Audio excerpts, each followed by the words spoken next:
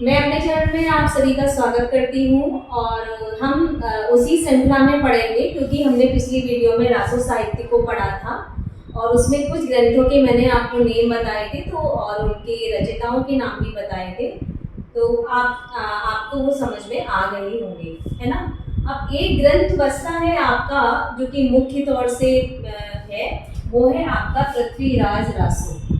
ठीक है, तो हिंदी साहित्य में जो हिंदी का जो प्रथम ग्रंथ है वो आपका पृथ्वीराज रासो माना जाता है। यदि आपसे क्वेश्चन पूछा जाए कि हिंदी का प्रथम ग्रंथ कौन सा है तो वो आप बता सकते हैं, पृथ्वीराज रासो को हिंदी का प्रथम ग्रंथ माना जाता है। ठीक है, अब इसके जो लेखक थे वो कौन थे, वो आपके चंद बरदाई थे और इनका जन्म जो है 1168 ईस्वी में कहाँ हुआ था, लाहौर में हुआ था। ठीक है, और ये जो भट्ट जाति के जगात नामक गोत्र के थे। अब इस ग्रंथ के बारे में आपको अच्छे से जानकारी होनी चाहिए क्योंकि इस ग्रंथ से संबंधित कोई ना कोई क्वेश्चन अवश्य पूछा ही जाता है। या तो रचयिता का नाम पूछा जाएगा या उनकी ग्रंथ का नाम पूछा जाएगा या उसकी डेट ऑफ बर्थ पूछी जाएगी, जो भी हो, मतलब इससे संबंधित कोई ना कोई क्वेश्चन अवश्य आता है। ठीक है, अब आगे चलते हैं। तो हो सकता है आपसे यही क्वेश्चन पूछा जाए हिंदी का प्रथम ग्रंथ बताओ, तो पृथ्वीराज रासो जो किसके द्वारा रचित था, चंद बरदाई के द्वारा रचित था। अब जो चंद बरदाई जो कवि था वो क्या था, सामंत और राजकवि था। किसका था, पृथ्वीराज रासो का। ठीक है, तो चंद बरदाई जो था, लेखक जो था, वो पृथ्वीराज का जो शासक था वहां पर उस समय पर, उसका सामंत और राजकवि था। उसने जो भी इनके बारे में बातें देखी या जो भी राजपाट से संबंधित बातें थी या जो भी घटनाएं हुई थी वो चंद बरदाई ने एज ए ग्रंथ के रूप में उसको लिख दिया। अब ये जो पंक्ति आप देख रहे हैं कि पुस्तक जल्लड़ हत दे चली गज्जन नटताज, ये पंक्ति 100% हर पेपर में पूछी ही जाती है, चाहे वो पेपर किसी भी लेवल का हो। तो ये पंक्ति जो है आपको अवश्य मालूम होनी चाहिए, ये पंक्ति किस ग्रंथ से ली गई है और किसने लिखी है। तो ये पृथ्वीराज रासो की पंक्ति है और आपके चंद बरदाई के द्वारा ये लिखी गई है। अब मुख्य बात इसमें आती है कि पृथ्वीराज रासो जो ग्रंथ है उसका जो उसके क्या हुआ था कि वो 4 भागों में विभाजित हो गया था। ठीक है, तो सबसे पहला जो खंड था वो आपके 69 खंडों में विभाजित था, जिसमें कि हम समय भी कहते हैं, इसको खंड भी कहते हैं और आपके सर्ग भी कहते हैं। इन तीनों ही नामों से जाना जाता है। और सबसे पहले जो उसमें था, जो सबसे पहला भाग था उसमें 16,306 छंद थे।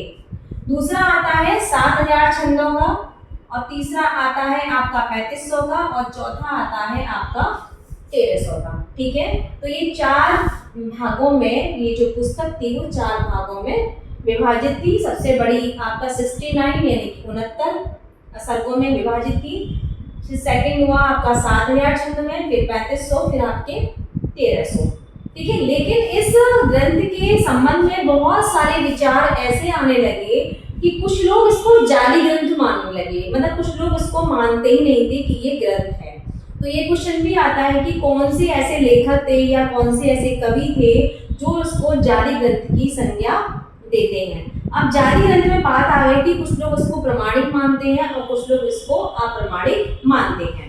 तो ये जो लेखक मैंने लिखे हैं आपके प्रमाणिक ग्रंथों में, तो प्रमाणिक ग्रंथों में कौन कौन से ऐसे लेखक हैं जो इस ग्रंथ को प्रमाणिकता प्रदान करते हैं। तो सबसे पहले आपका श्याम सुंदर दास, फिर आपके मिश्र बंधु, नंबर 3 है कन्नड़टार और चौथा है आपके मोहनलाल विष्णुलाल पांड्या। तो ये जो चारों लेखक हैं ये जाली ग्रंथ नहीं मानते हैं पृथ्वीराज रासो को, ये कहते हैं ये ग्रंथ ओरिजिनल है यानी कि मौलिक है और इस ग्रंथ में जो भी बातें हैं वो सारी बातें मतलब शुद्ध है, इनका ऐसा मानना है। लेकिन दूसरी तरफ जो अप्रमाणिक जो लोग हैं, यानी कि आपको पता ही होगा कि किसी भी चीज की जब हम कोई आलोचना करते हैं या किसी भी बात के बारे में वर्णन जब हम करते हैं तो हर व्यक्ति का नजरिया अलग होता है। कौन सा व्यक्ति किस वस्तु को या किसी भी व्यक्ति को किस नजरिए से देख रहा है, ये करता है उस व्यक्ति के नजरिए के ऊपर, ठीक है। तो कुछ लोगों ने इसको प्रमाणिक माना और कुछ लोगों ने इसको अप्रमाणिक माना।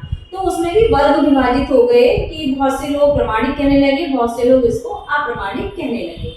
अब अप्रमाणिक में क्या हुआ कि एक तो थे आपके रामचंद्र शुक्ल, डॉक्टर गूलर, हीराचंद ओझा और कवि राजा श्यामल दाल। ये जो चारों जो कवि थे ये इस ग्रंथ को जाली ग्रंथ मानते थे, ये अप्रमाणिक की संज्ञा इसको देते थे। लेकिन इस संबंध में इनका जो कहना था, उन्होंने कुछ तर्क ऐसे रखे जो ये कहते थे कि कुछ ऐसे तर्क हैं, यानी कि कुछ ऐसे हमारे सामने कुछ ऐसी चीजें हैं जिनके आधार पर हम इसको अप्रमाणिक कह सकते हैं। उनका पहला था कि घटनाएं इतिहास से मेल नहीं खाती, यानी कि जो इस ग्रंथ में जो घटनाएं हुई हैं वो घटनाएं इस ग्रंथ से मेल नहीं खाती। दूसरा इनका कहना था कि माँ का नाम पृथ्वीराज, मतलब माँ का नाम जो था वो कर्पूरी था, लेकिन अपने रासों में ग्रंथ में नाम क्या बताया गया है, आपका कमला बताया गया है। तीसरा वो कहते हैं कि 14 विवाह का वर्णन मेल नहीं खाता, इतिहास से 14 विवाह का जो वर्णन है वो मेल नहीं खाता।